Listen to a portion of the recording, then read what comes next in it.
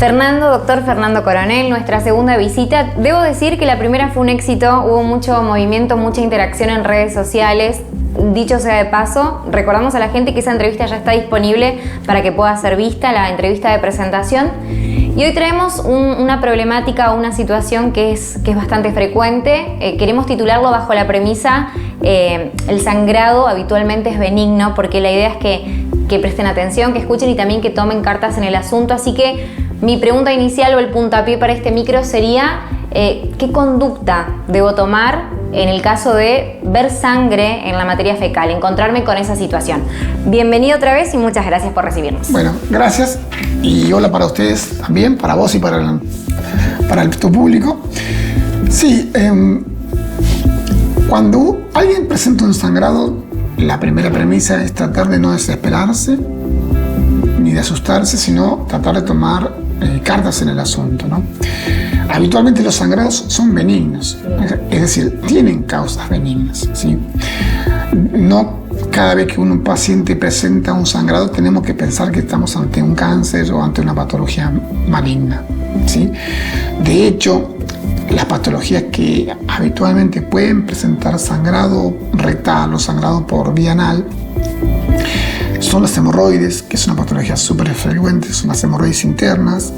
Pueden ser los divertículos, que es una patología que prevalece mucho en nuestra sociedad, ¿sí?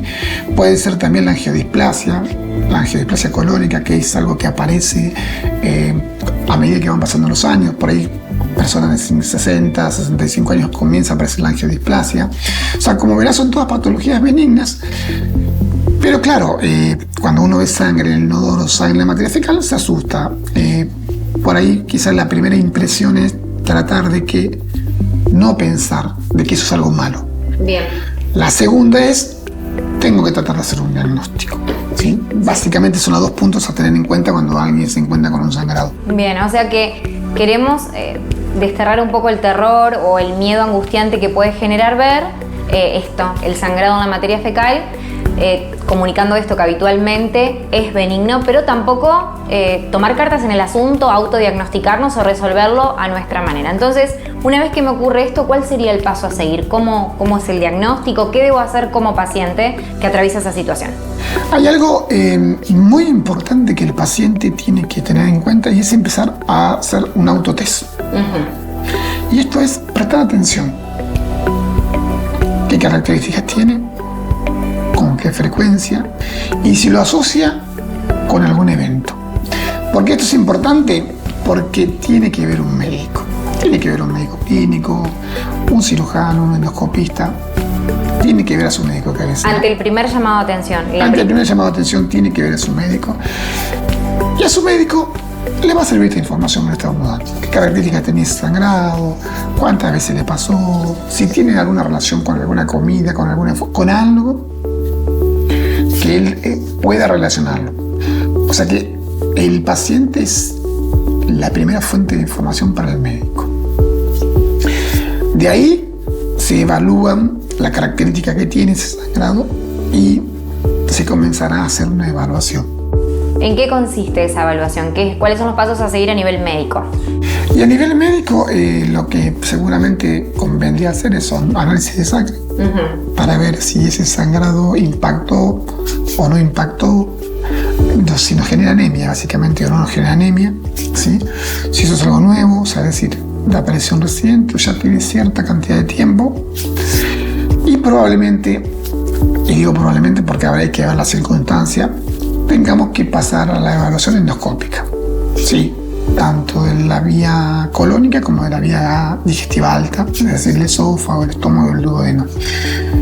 Lo ideal es tratar de encontrar la fuente de sangrado. O sea, es decir, de aquí surge el sangrado, de aquí está la causa del sangrado, porque de ahí va a salir el tratamiento, ¿no? Sí. Si llegasen a hacer las hemorroides, tienen un tratamiento específico hoy, que puede ser medicamentoso, que puede ser quirúrgico, que puede ser endoscópico. Si fuese diverticular, tiene mucho que ver la dieta, la medicación que yo puedo utilizar para eso, e inclusive la enfermedad diverticular, que es un paso más avanzado ya de los divertículos, puede generar o puede necesitar cirugía.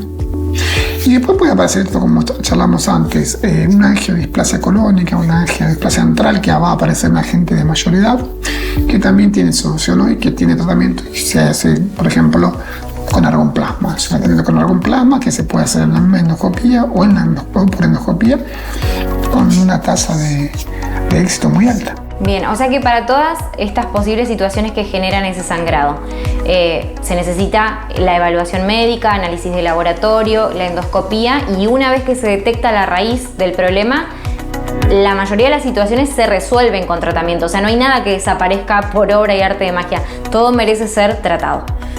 Es muy bueno lo que decís. Lo importante aquí es saber de dónde vino el sangrado. Eso es lo más importante, porque de dónde viene el sangrado es la decisión que yo voy a tomar o la terapéutica que voy a utilizar. Entonces, sí o sí hay que tratar de ver de dónde vino el sangrado. No quedarme con fueron las hemorroides, o fue esto, o fue aquello. No, tratar de ver de dónde vino el sangrado. De ahí radica el punto más importante.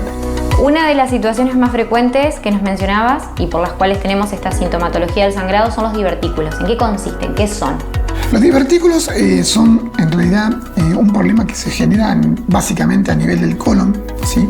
Y en el cual aparecen como pequeñas bolsitas o pequeñas herniecitas que se van a dar a través de una arteria que forma parte de la pared colónica y que pueden ser o estar relacionados con diferentes signos, síntomas como hinchazón, por así decirlo, distensión abdominal, alteración del hábito evacuatorio, es decir, a veces diarrea, a veces constipación, a veces un periodo de posiciones normales.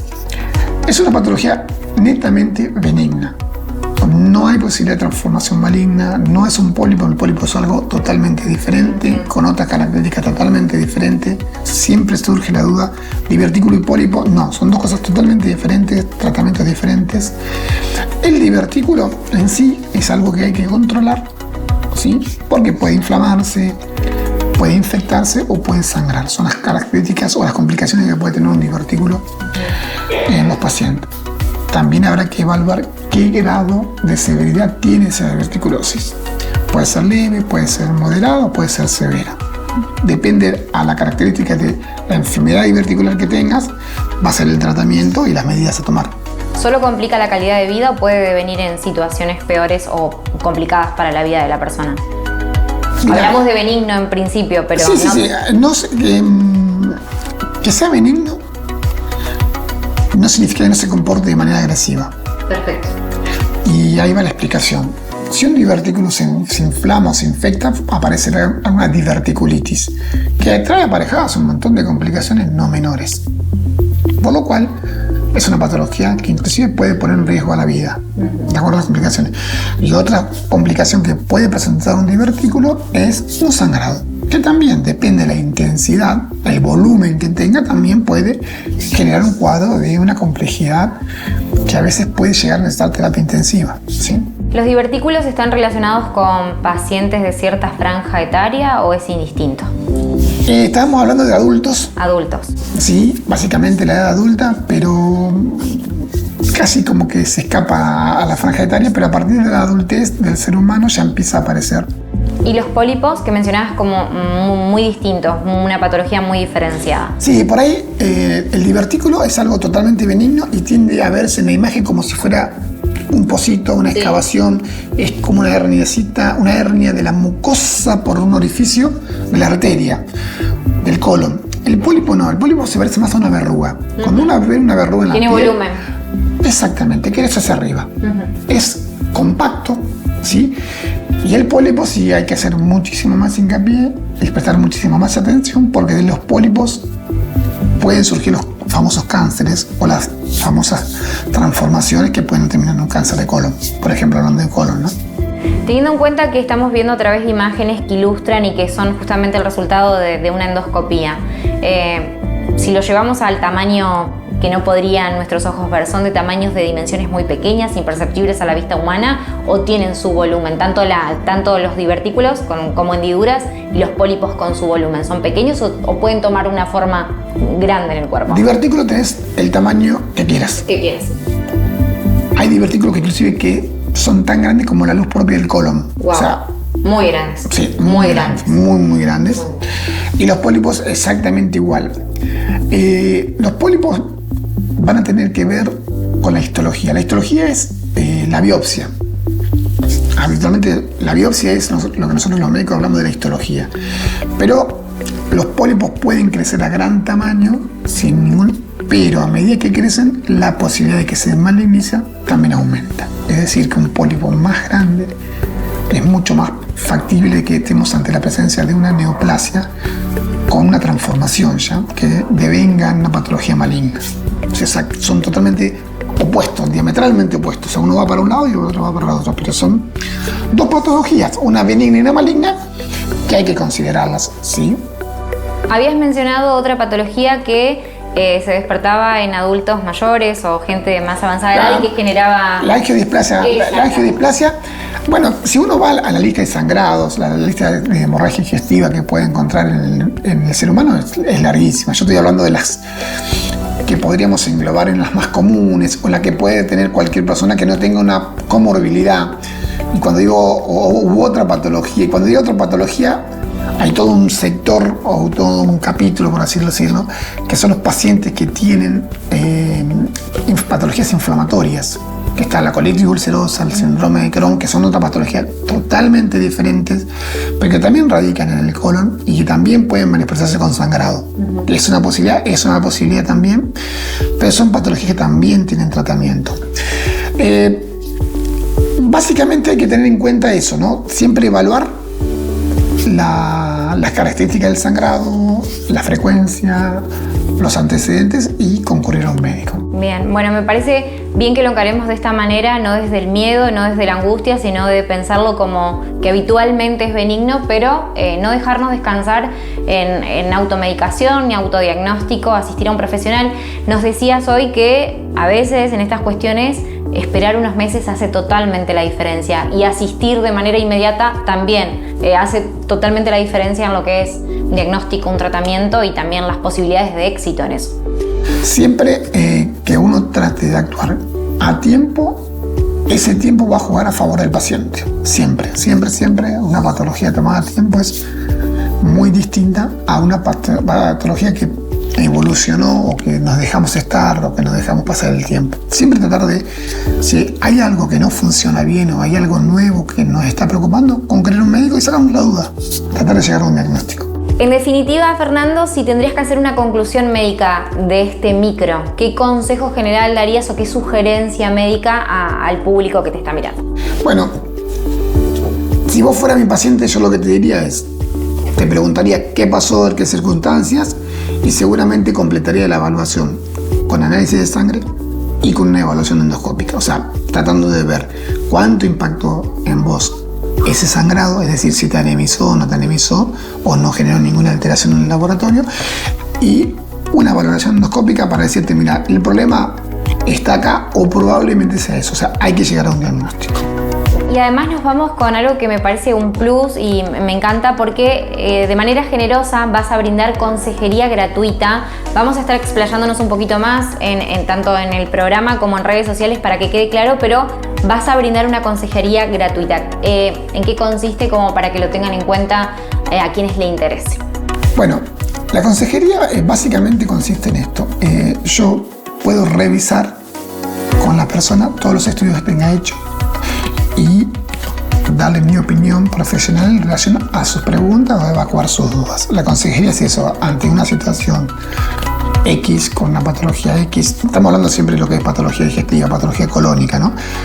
Ante una duda, qué hacer con la biopsia, cómo avanzar con los procedimientos, cuál sería la mejor indicación. En eso consistiría la consejería.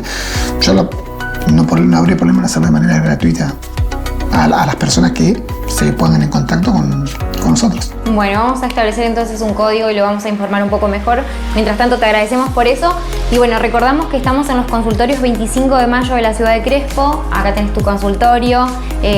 Tu secretaria toma turnos, así que es importante que se comuniquen con tiempo. Sos un profesional muy consultado, hay mucha concurrencia, así que dejamos las vías de contacto abiertas y seguramente nos vemos pronto con otro micro y seguimos informando y educando a la población, sobre todo en materia de prevención. Muy amable, muchas gracias. Muchas gracias.